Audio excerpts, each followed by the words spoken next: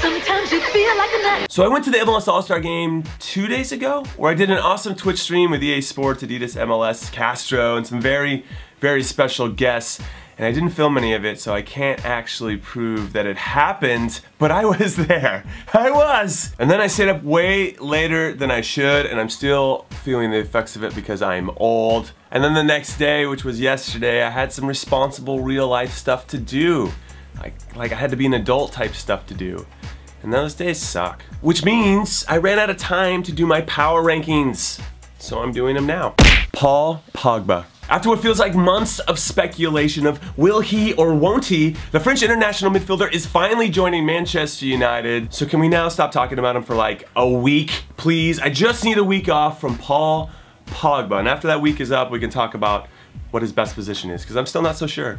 Luis Enrique. With the signing of Portugal international Andre Gomes from Valencia, the Barcelona manager has a midfield that is better suited for Ultimate Team on FIFA. Okay, let me see if I can name all of them because there's a lot. Andres Iniesta, Sergio Busquets, Ivan Rakitic, Rafinha, Sergio Roberto, Denis Suarez, and the La Masia product, future star for sure, Sergio Semper. They're all going to be battling it out with the new signing Gomez for 3 spots. And that is a lot of guys for 3 spots. So it must be nice to have those types of options. Didier Drogba. Despite being a very young 38 years of age, the Montreal Impact striker cannot stop scoring goals against Arsenal as he netted the All-Stars' only goal in the All-Star game, which Arsenal won 2-1, which gives Drogba 16 career goals and 16 appearances against the Gunners, which means Spurs need to sign him immediately. My BFF, Megan Rapinoe. A defending Olympic gold medalist and a defending World Cup champion got named to the final roster for this summer's Olympics 8 months after tearing her ACL, which is about 2 months earlier than a normal human being, which proves that she is superhuman and that I love her, and I cannot wait to see her dominate some fools in Brazil.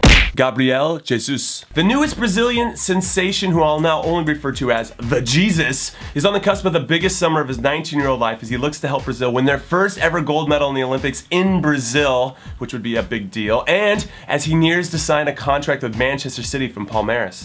Diego Simeone. The Atletico Madrid manager asked Diego Costa to come back to his team, and one of the toughest, meanest, dirtiest players in the game said yes. And no one convinces Costa to do anything unless he's tougher, meaner, dirtier, and more powerful, which is why Simeone's on the list this week. Conradinho. Because starting tomorrow, hold it. I'm going to be DHL's fan reporter for Bayern Munich's time in New York City, which ends with a huge matchup between Bayern and Real Madrid at MetLife Stadium on Wednesday. And I'm going to have 2 tickets to give away for that one. And it's easy to win them, but you have to live in the area. So here's the deal. I'm going to host a pickup game tomorrow night at 7 p.m. Sunday night at Sinatra Park in Hoboken, New Jersey. And the player that best exemplifies what Bayern Munich is all about, Mia San Mia, which translates into we are who we are, well, you're going to win the 2 tickets. So you should come out and show me what you got, and hopefully you'll win. Atlético Nacional. Much respect to the champions of one of my favorite club competitions and the biggest club competition in all of South America, the Copa Libertadores, as the Colombian club Atlético beat surprising finalist Independiente de Valle from Ecuador, who, fun fact for you, have only been in the top division in Ecuador for the last 7 years. So they have a lot to be proud of. But back to Atlético Nacional. This is the 2nd time they've won this trophy in their history, and the first in 27 years. And sure enough, bigger clubs are already coming over to poach their best players as Manchester City looks set to sign their 19-year-old striker Marlos Moreno.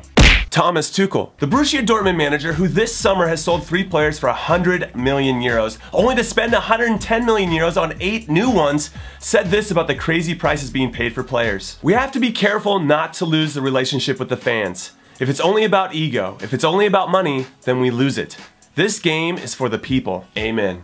Real Madrid. No matter what they do, or who's on their team, or how much money they spend, or how many coaches they fire, or any drama surrounding the club, players from around the world are drawn to them. Like me, back in the day, and currently with reigning Bundesliga Player of the Year, Pierre-Emerick Aubameyang, who said recently that it was his dream to play for Real Madrid when he was young, so he'd like to do that one day, which means Real Madrid has got this crazy power. Okay, that's it. That is all I got. I gotta run and catch a flight so I can get back to New Jersey to play in this pickup game. So drop your thoughts in the comments and I'll drop mine too.